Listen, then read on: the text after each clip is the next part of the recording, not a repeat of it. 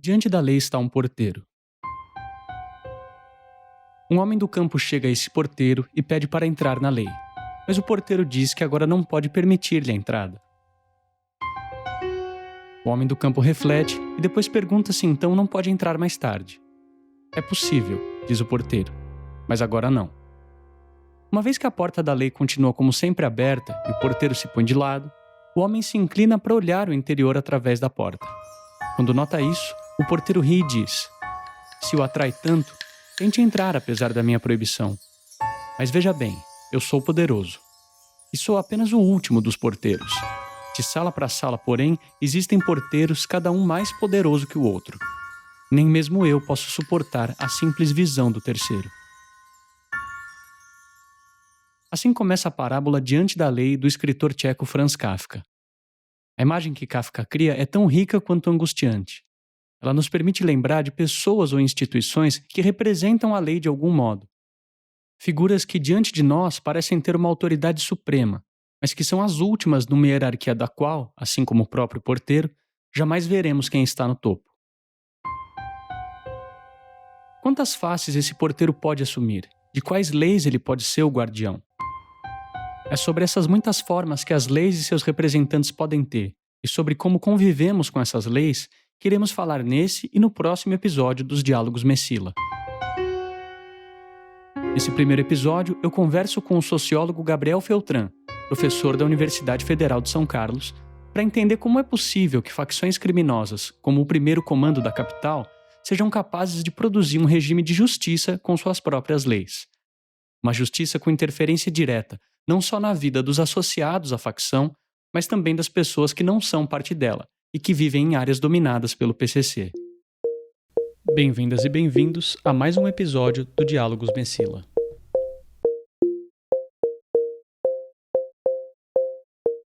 A casa de Maiana já havia sido invadida pela polícia algumas vezes. Apenas ela e o marido estavam ali naquela noite, na região do Sapopemba, periferia da zona leste da cidade de São Paulo. Um roubo havia ocorrido na rua e muitos policiais procuravam o suspeito. Maiana notou oficiais muito próximos de sua casa e imaginou que o ladrão poderia estar por ali. Quando entrou em sua cozinha, deparou-se com policiais lá dentro. "Onde está seu filho?" perguntaram. "Qual deles?" Maiana respondeu. O policial já conhecia os meninos, que tinham envolvimento com o crime local.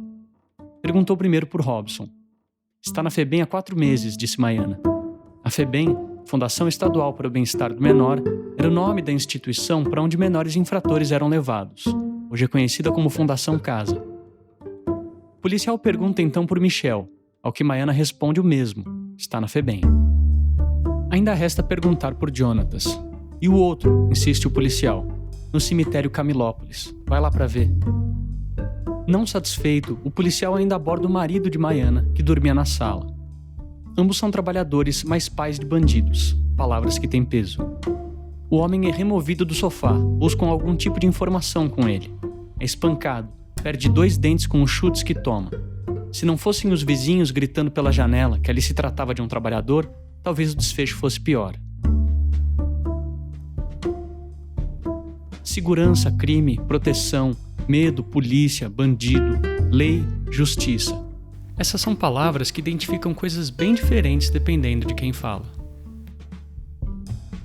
É ouvindo de perto histórias como essa que o pesquisador Gabriel Feltran procura compreender esses outros significados. A história de Maiana é o fio condutor da análise que o Gabriel faz no texto Convivialidade Marginal, a reprodução da violência e das desigualdades. O texto, que está em inglês, é o 26º Working Paper do Messila e pode ser acessado livremente em nosso site. Aliás, os nomes das pessoas que o Gabriel menciona não são os verdadeiros. Gabriel tem se dedicado há mais de 20 anos a tentar compreender os conflitos urbanos, sobretudo aqueles nas periferias de grandes cidades como São Paulo. Uma das primeiras coisas que eu mais notei na periferia, fazendo trabalho de campo, era que as pessoas não se sentiam parte do mesmo mundo que eu me sentia parte. Quando eu comecei a andar e fazer entrevistas longas e fazer observações e os meus diários de campo, eu falava, nossa, a pessoa nunca, ela nem vai recorrer ao Estado como eu pensaria em recorrer. Ele é um observador atento de facções criminosas como o Primeiro Comando da Capital, o PCC, dos mercados da droga e dos regimes de justiça produzidos pelo crime. E é a partir das vivências de quem está ali, no meio dessas situações, que ele procura se colocar. Através de pesquisas feitas em situações de marginalidade, sobretudo de situações criminais propriamente, né? Mundos em que as pessoas dedicam a vida a praticar crimes, né? Tráfico de drogas, roubos, contrabando, lavagem de dinheiro, tráfico de armas. Você convivendo em espaços em que essa atuação é corriqueira, eu tentar entender a partir desse ponto de vista, né, dessa perspectiva, a desigualdade urbana, o conflito urbano, a violência. E ao se colocar nesse lugar de observação e de escuta, o próprio pesquisador entra em conflito interno entre o seu jeito de ver as coisas e o dos seus interlocutores. E através desses encontros, ele pode perceber que muitos debates sobre segurança e violência acabam simplificando demais o cenário. Né? O debate que a gente vê sempre é assim, olha, o Estado é o lado bom, o crime é o lado ruim, fica uma coisa valorativa, né? As pessoas ficam pensando nesses termos, né, do bem e do mal. E para o pesquisador não existe isso, né? Para o pesquisador existe o que existe. Mas para além de bem e mal, existe o que então?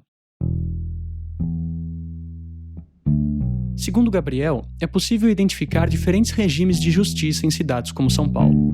A justiça estatal, a justiça seletiva da polícia, a justiça dos tribunais do crime e a justiça divina. E é através da coexistência desses regimes que a violência é gerida nas periferias. Claro, essa coexistência é atravessada por conflitos, onde há uma disputa permanente sobre quem tem legitimidade para manter a ordem. É essa legitimidade que facções como o Primeiro Comando da Capital vêm construindo de forma bastante complexa há muitos anos. Mas vamos situar um pouco melhor essa conversa. O Primeiro Comando da Capital surge em 1993, no anexo da Casa de Custódia de Taubaté, município do interior do estado de São Paulo. PCC era a sigla dada a um time de futebol formado por 8 presos vindos da capital.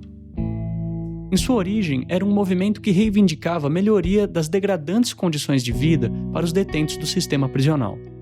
O massacre do complexo penitenciário do Carandiru, em 1992, quando policiais militares assassinaram 111 detentos no processo de conter uma rebelião, seria um marco decisivo para o futuro surgimento da organização. Ao longo dos anos, o PCC se expandiria com força, eliminando grupos rivais e estabelecendo controle sobre o sistema prisional do estado de São Paulo.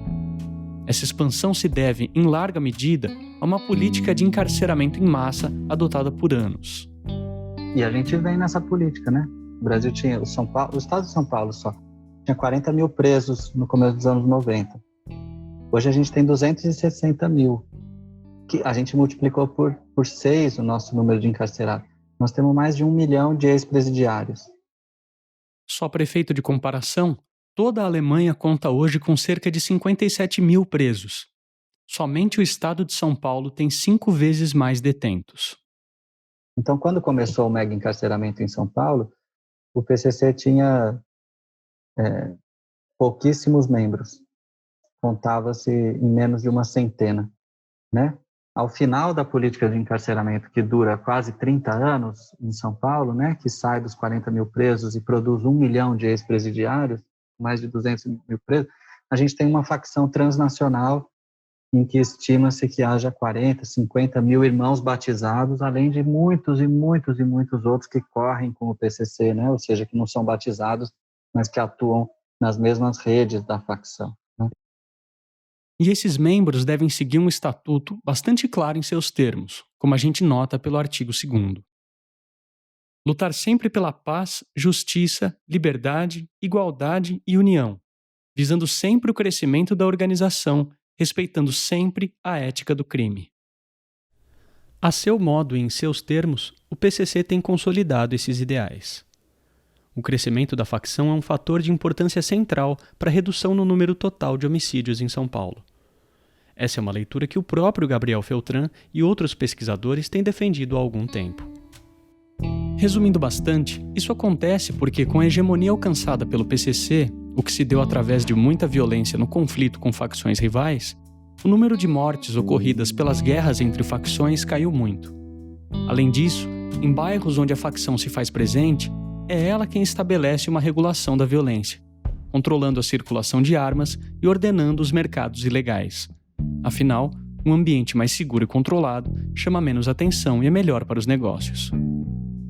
Como os pesquisadores também ressaltam, essa suposta pacificação produzida pelo crime, que se constrói com a expansão irrefreada e violenta do poder do PCC, é justamente reflexo do fracasso das políticas de segurança pública do Estado, que acabam por ajudar na reprodução do crime como instituição. E essa expansão, ao mesmo tempo que se dá por violentas demonstrações de força, também ocorre pelo que o crime é capaz de oferecer a quem ele se associa. A hipótese PCC não é a única a buscar explicar essa redução de homicídios.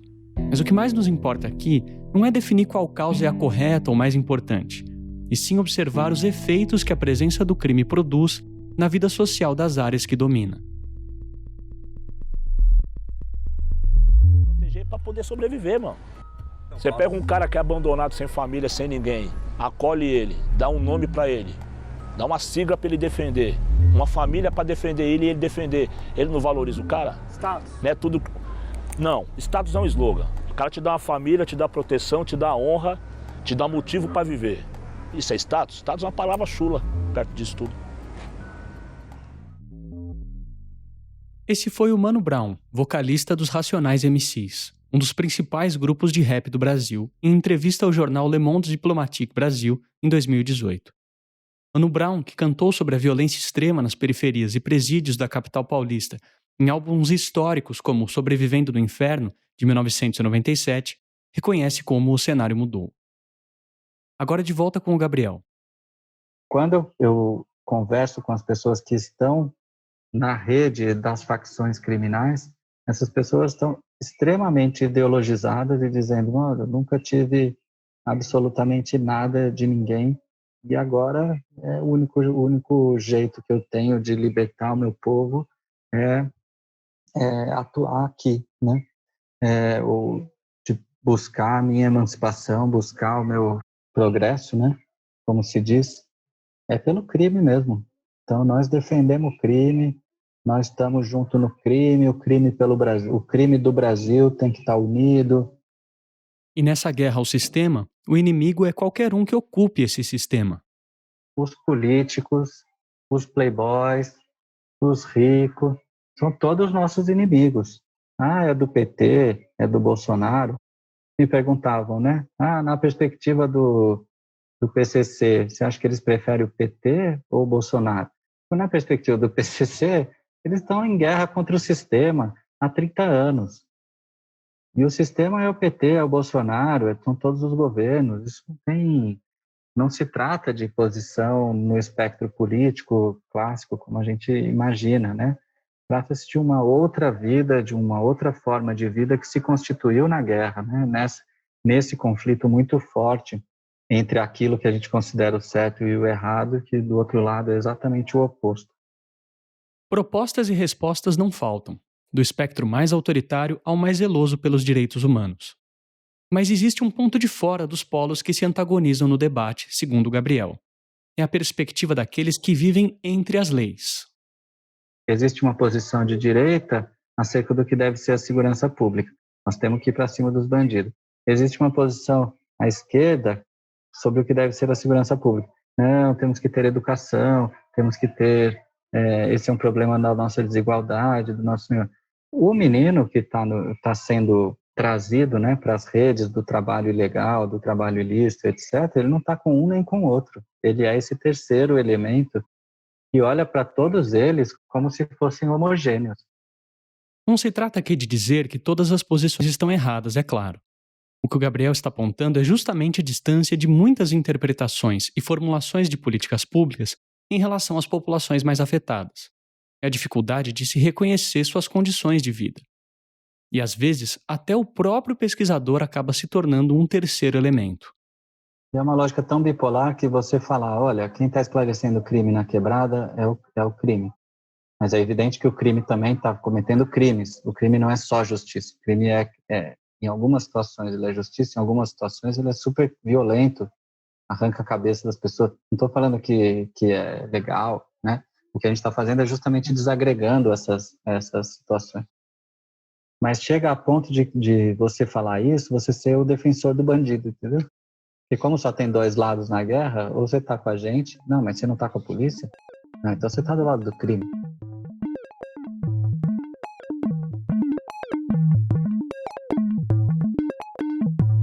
Jonatas começou a trabalhar aos 12 anos numa empresa de reciclagem. Ele mesmo percebeu que se fizesse tanto o turno da manhã como da tarde, deixando a escola para de noite, ganharia o dobro. A mãe se comprometeu a levá-lo e buscá-lo caso a escola aceitasse trocá-lo de turno, e conseguiu convencer a direção. Essa mãe é Maiana, aquela que teve a casa invadida pelo policial. Na 7ª série, Jonatas deixaria os estudos. Pouco depois começaria a fazer novas amizades. O uso de drogas acabaria levando-o a se envolver com traficantes e entrar aos poucos no mundo do crime. A história dele e de seus irmãos é parecida. O crime parecia poder lhes dar aquilo que tantos adolescentes querem: dinheiro, consumo, adrenalina, mulheres. A perspectiva de uma outra vida, de conquistas que parecem inalcançáveis ou distantes demais pela via do trabalho comum, exercem uma poderosa atração no recrutamento de jovens para o tráfico. Mas não são só benefícios individuais para os que se envolvem com o crime que constroem a legitimidade e hegemonia de uma facção. Se estamos falando de tráfico de drogas, tem uma série de pessoas trabalhando na venda do tráfico de drogas, na importação das drogas, no preparo da droga, na logística da droga, na contabilidade da droga, na transformação do dinheiro sujo em dinheiro limpo, no consumo dessas drogas. Então, você está envolvendo um monte de gente. Tudo isso é forma de legitimação pelo mercado, né? Além disso, você vai ter as facções dizendo, olha, o sistema é injusto, o sistema é errado, o sistema vem para cima da gente o tempo inteiro, e quem que defende vocês do sistema? A polícia defende a favela? Não. Então a favela tem que se defender. Quem que defende a favela? E aí você tem uma série de facções que vão produzir as suas próprias justiças, né? Sentidos de justiça e dispositivos práticos de justiça cotidiana ofertados pelo crime, não pelo Estado. O crime oferece a justiça que o Estado deveria oferecer, seja no caso de um roubo de celular ou de um homicídio. De acordo com o estudo Onde Mora a Impunidade do Instituto Sou da Paz, publicado em 2020, o índice de esclarecimentos de homicídios pelas autoridades competentes no Brasil é de 33%. Os dados se referem ao ano de 2017, ou seja, apenas 1/3 dos cerca de 40 mil casos anuais de homicídio no país encontra resposta. Não é difícil imaginar que nas periferias esse número seja menor. Bem, vale dizer que mesmo essa informação é limitada, já que apenas 10 estados do país e mais o Distrito Federal enviaram dados completos que puderam ser usados na pesquisa. Quem que fica sabendo quem matou seu filho? Se o Estado não oferece um inquérito, se não vai ter um julgamento, se não vai ter um esclarecimento daquilo, quem que fala para aquela mãe quem que matou o filho dela? Quem esclarece o homicídio na prática para aquela mãe, né? É o próprio rumor do bairro que sai do universo criminal, passando pela igreja, passando pelas redes comunitárias e chega ao ouvido daquela mãe, mais ou menos diretamente, explicando o que aconteceu. Então, falar, os homicídios não são esclarecidos em geral? Não, eles não são esclarecidos pelo Estado. Mas as pessoas sabem o que aconteceu naquele caso. O menino estava envolvido, o menino tinha uma dívida, o menino brigou com o outro por causa daquilo, ele teve um desentendimento lá do passado, o cara saiu da cadeia, eles foram resolver, acabou morrendo. Não, foi o irmão dele que vingou a morte do outro e assim por diante. Os casos são conhecidos, né? Mas não são pelo Estado. Então, novamente, o crime oferta o que o Estado deveria ofertar: esclarecimento de homicídios, justiça. Não pode roubar na quebrada. Foi alguém da quebrada aqui que roubou? Não pode. Volta o carro para a pessoa, né? O carro, o celular, histórias que a gente conhece muito, né? Ou seja, o crime atua nessa perspectiva como polícia e justiça daquela região e não como crime naquela região, né? Então, aquilo que é conhecido como crime, na verdade, está desempenhando uma função de justiça. E não é só a resolução de crimes que o crime oferece. Sem contar do crime produzindo o grande baile, que é, digamos, a política de lazer, de cultura, de entretenimento. Sem falar do crime produzindo o grande churrasco, né? Que é possibilidade de muitas famílias irem lá comer carne. Sem falar do crime, muitas vezes pagando o ônibus para a pessoa ir visitar o parente que está preso. Sem falar do crime pagando o advogado para soltar a pessoa que considera-se que foi presa injustamente ou justamente, mas que eles têm dinheiro, têm recurso para poder tirar. Então, são muitas, muitas e muitas formas de legitimação desse modo de vida que estão lá na vida cotidiana. Se o crime preenche uma série de espaços que deveriam ser ocupados pelo Estado, o problema é evidente. Reconhecer esse papel é encarar que a questão da segurança pública não pode ser pensada simplesmente numa lógica de conflito. O cenário que o Gabriel descreve ilustra a carência de muitas outras políticas públicas que garantam melhores condições de vida às populações dessas regiões. E essas pessoas têm bastante clareza disso. Agora, o que todas elas dizem para nós? Que se a gente tivesse política pública universal para essas pessoas, elas iam preferir, né? Porque o que você prefere? Você se cadastrar no centro comunitário ou no CRAS e você ter direito a um ônibus para visitar o seu filho? Ou você prefere pedir para o traficante?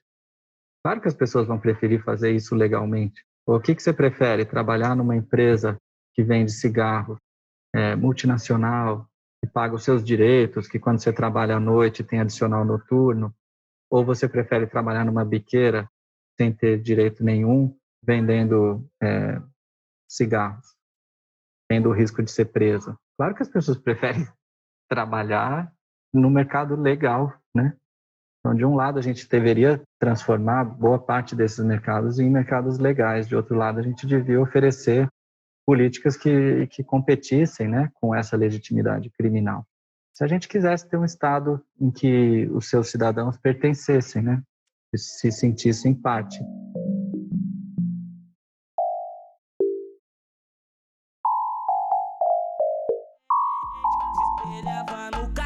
Tá no funk, linha de frente. O jogo virou, Deus abençoou. Todos têm o livre-arbítrio, ele escolhe ser cantor. O jogo virou, Deus abençoou.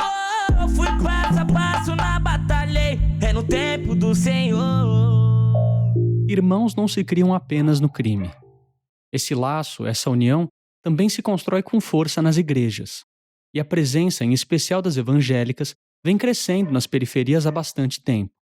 Como mostra o Gabriel, esses espaços acabam tendo um papel de amparo para aqueles que buscam uma saída da vida do crime. Mas claro que tem uma deslegitimação do crime muito grande também vinda de outros atores, né? Que vem crescendo também nas periferias, né? Sobretudo a ação política de policiais e a ação política de igrejas, que vem dizendo, olha, se tem uma guerra entre polícia e crime, eu aceito o fiel do crime, eu aceito o fiel da igreja, e a gente vai virar uma síntese aqui de uma outra possibilidade de vida, que não é nem a vida no crime, nem a vida na guerra contra o crime, é a vida de Deus, né? É a vida em Jesus, é a vida na ressurreição, é essa espécie de síntese, né? Me pareceu difícil conceber uma relação de convívio entre alguém vindo do mundo da polícia e outro do crime nesse espaço da igreja.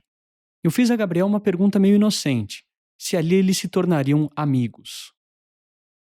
A igreja os faça amigos ou faz? Mas os faz irmãos, mais do que amigos. Quando o cara é do crime, ele não pode estar na igreja, né? Mas quando ele está saindo do crime, sem dúvida. Então, é uma espécie de síntese para esse tipo de conflito que é a síntese que a gente queria que fosse feita no plano dos direitos, está sendo feita no plano de uma religiosidade de costumes, né? Uma religiosidade extremamente diferente, que produz uma lógica de organização social muito diferente da lógica estatal, moderna, democrática. As igrejas preenchem um papel fundamental na vida cotidiana. Elas estão muito próximas do dia a dia das pessoas, acolhem demandas, criam relações e redes, fortalecem orientações para a vida cotidiana. Criam um mundo, como mostra o Gabriel. Então, eu tenho uma combinação de elementos que propõem um outro mundo, né? Propõe um mundo de prosperidade, de monetarismo, muito longe da democracia, muito longe das liberdades civis, das liberdades políticas que conformaram a modernidade, digamos. Estamos falando de um outro projeto, né, de mundo, mas que naquela situação pós-guerra, digamos assim, que se acabou de sair da guerra, do crime com a polícia, ou se acabou de sair daquele espaço da polícia em que era mais guerreiro e está indo para um outro espaço mais civil e etc., você vai funcionar, né? É uma válvula de escape, e junto com essa válvula de escape vem uma concepção de mundo e vem um programa político, especificamente. É claro, vale lembrar que há inúmeros grupos e denominações religiosas no Brasil, como afirma o próprio Gabriel. E que só no mundo das igrejas evangélicas há incontáveis vertentes, desde setores mais progressistas até os mais conservadores. No entanto, quem age politicamente de modo mais explícito e com mais sucesso na última década são os grupos ultraconservadores, sem nenhuma dúvida. E aí você tem uma espécie de conexão entre um militarismo policial, um anti-intelectualismo, né, e essa ideia muito forte de uma prosperidade aqui na Terra, né? Talvez você pense que a presença divina esteja sobretudo nos inúmeros canais de TV ou programas de rádio evangélicos que você não escuta. Só que não. Há toda uma geração de funkeiros cantando histórias de superação de quem vive na quebrada, o que alguns têm afirmado ser uma nova fase do funk consciente. MC Paulinho da Capital e Lelê JP estão entre os maiores nomes, ao lado de figuras com mais anos de estrada, como o Neguinho do Cacheta. Os 126 milhões de visualizações do hit Sou Vitorioso, lançado em 2020 por Lelê JP com Neguinho do Cacheta, dão uma amostra do sucesso. Vou deixar de sonhar, como diziam Racionais, eu sempre fui um sonhador, e é isso que me mantém vivo. Aí, menor, vai buscar o que é seu, porque o que é seu só você pode alcançar. Nunca deixe de sonhar. É o Max novamente. Eu nunca vou deixar de sonhar. E se Deus é com nós, quem será contra nós? A favela venceu. Deixa os menores. Como sempre, a música popular oferece o retrato de um momento histórico, um registro de modos de vida e dos conflitos de uma época. O funk, em seus muitos estilos, faz tempo que já é parte dessa narrativa, como o samba, o rap e o hip hop também são. Do mesmo modo que as estatísticas da violência, a cultura e a música também são elementos para o diagnóstico de uma época. Agora, o que a gente acha? Que o Brasil, desigual do jeito que é, vai ser um país pacífico, depois de tudo o que já foi vivido, né? Depois do sambinha dos anos 40, depois da black music dos anos 60, depois do rap dos anos 90, depois do funk dos anos 2010, a gente não está captando, né, que o conflito está subindo, né? A gente não está captando que está ficando mais complicado viver, a gente não está ouvindo o que esses grupos estão dizendo? Me parece que não, né? Me parece que não ouvimos nem a saudosa maloca direito, né?